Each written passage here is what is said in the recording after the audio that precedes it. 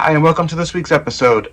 Since it's the Christmas season, we're going to take a break from Halloween spookiness and talk a little bit about Christmas, which is also one of my favorite times of year. But in keeping with our spooky theme, we're going to talk about one of my favorite stories of all times, Charles Dickens' A Christmas Carol. So I guess it really shouldn't be surprising that this would be one of my favorite stories. Um, as it has ghosts and a spooky theme to it. But this story actually, really, when I think about it, is probably one of the main reasons for my interest in spooky things, even more really than anything from Halloween, because I remember watching versions of this, the animated cartoons and stuff, when I was a kid, and the creepy vibe and the ghosts and all that always had an effect on me.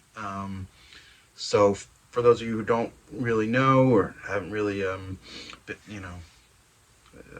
had the opportunity to learn about it, the original story was written in 1843 by Charles Dickens. And really, in my opinion, it's one of the best stories that's ever been written. I mean, again, it's got that creepy, spooky layer to it, but then it's also a story about hope and redemption and about how the choices that we make shape our lives and change us over time, even without us knowing. Um, it's really just a fundamental human story, and it's been told countless times and made into movies and in theater and even in TV episodes and modernized and changed around, but those the same themes and the same characters kind of live on in it. And Even it just becomes so ingrained in our culture that even terms like Scrooge have come to mean a mean, nasty, miserly, cheap person. Um, and if you haven't seen it, in 2017 there's a movie made called The Man Who Invented Christmas, which tells the story of how Charles Dickens wrote the novel and what he went through to get it published.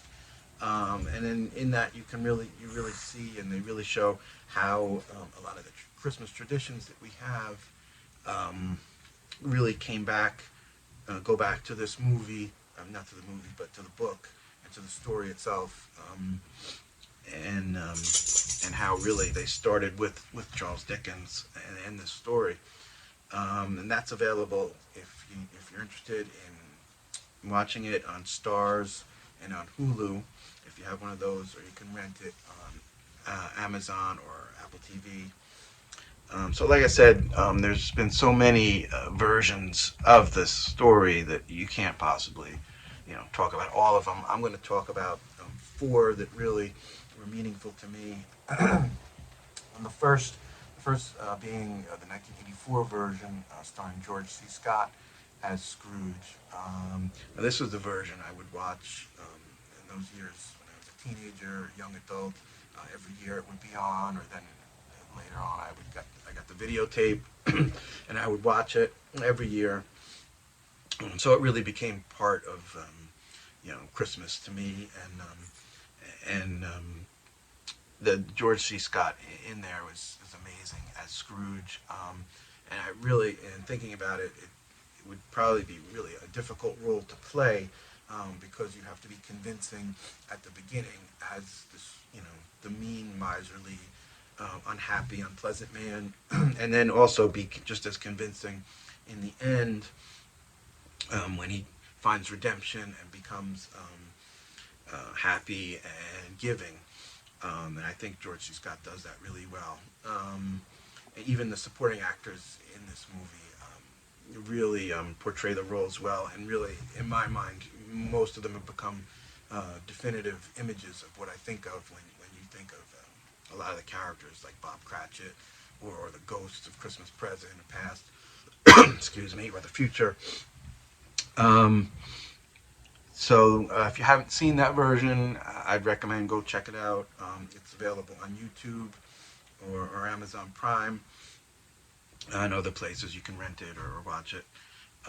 Next version I want to talk about is 1999 version, which starred Patrick Stewart.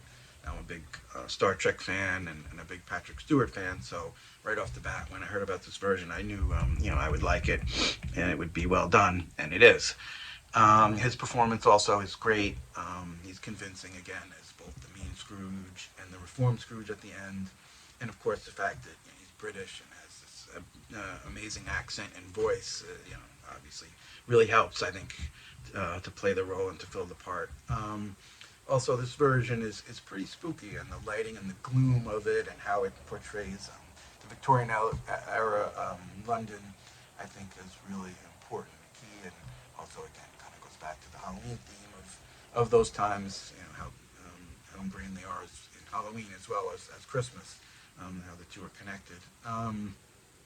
So this version is available right now on TNT and TBS, as well as from Amazon or Apple. You can rent it.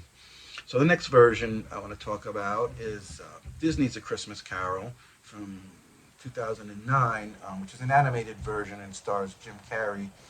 I'm not really a big fan of Jim Carrey, so I wasn't really that interested in this when it came out.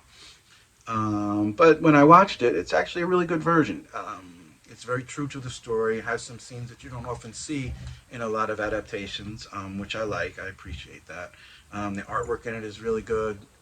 Jim Carrey actually does a really good job too. So yeah, it's a really enjoyable version. It streams on Disney Plus if you want to check that out.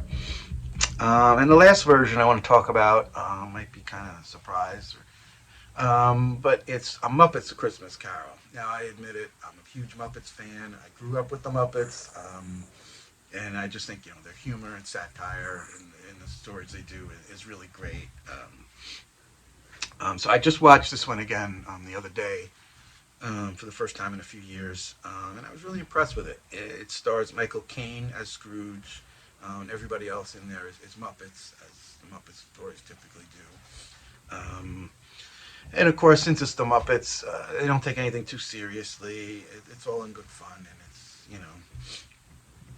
and it's jokes and songs and stuff, and but it's really fun, and it's really actually a decent version. Watching it, I was really impressed with the sets and the atmosphere also of this version, and especially going back to our channel here and the theme of prop building and stuff like that.